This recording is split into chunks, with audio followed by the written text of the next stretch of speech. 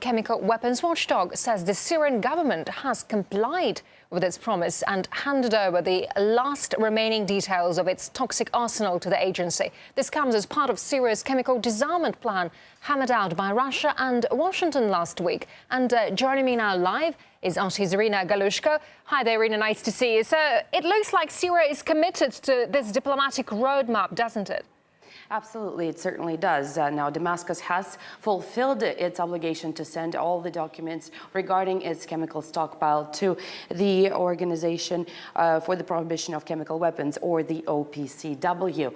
Now, of course, the OPCW has to work out a framework in order to deal with the procedures of the disarmament of Syria. They were supposed to hold a meeting on that on Sunday, but they have postponed that indefinitely. Of course, that was before it became known that Damascus has already sent the entire package of documents needed to OPCW. So we'll have to wait and see exactly what will transpire now.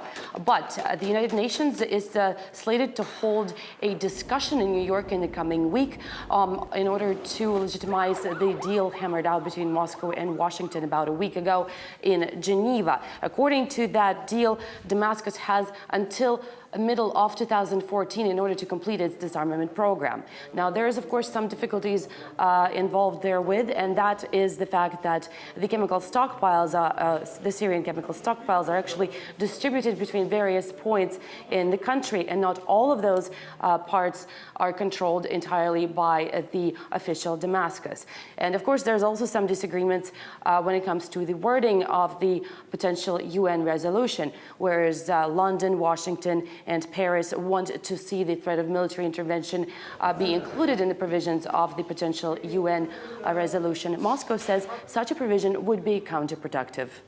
Yeah, Moscow is certainly spearheading the diplomatic way out for Syria. So how's it commenting on the matter? Well, we have already heard from the head of Russian presidential administration, Sergei Ivanov, earlier on Saturday, who was talking in Stockholm, and he was also mentioning the various hypothetical instances which were various hypothetical scenarios which could be happening. For example, he said that nobody has ever mentioned what it would be like if it turns out that both official Damascus and the opposition have used the chemical weapons. But at the same time, he has said that Russia has fulfilled its obligations when it comes to bringing official Damascus to the table of the discussions, something which cannot be said about all of the parties involved. We are not protecting the Syrian government.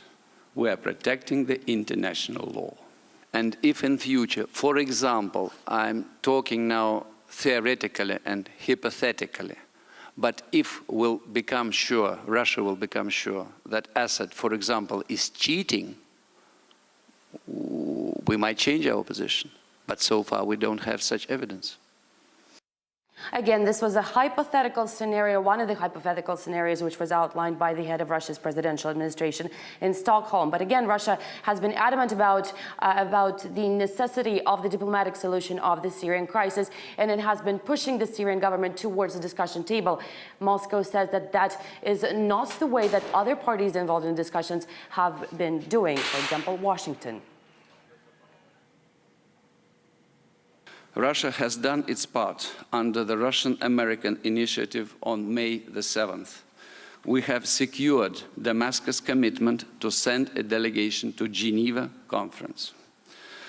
Our American partners have so far failed to do the same in their talks with the opposition.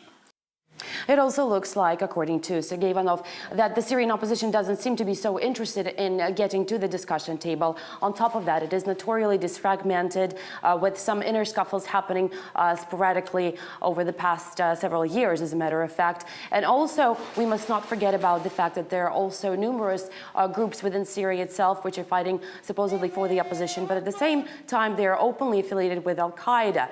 And of course, should a military involvement be, in fact, put in place by states such as the United States or France or the United Kingdom, of course, that would mean a complete and total mayhem in Syria, something which we have already seen happening in countries such as Libya.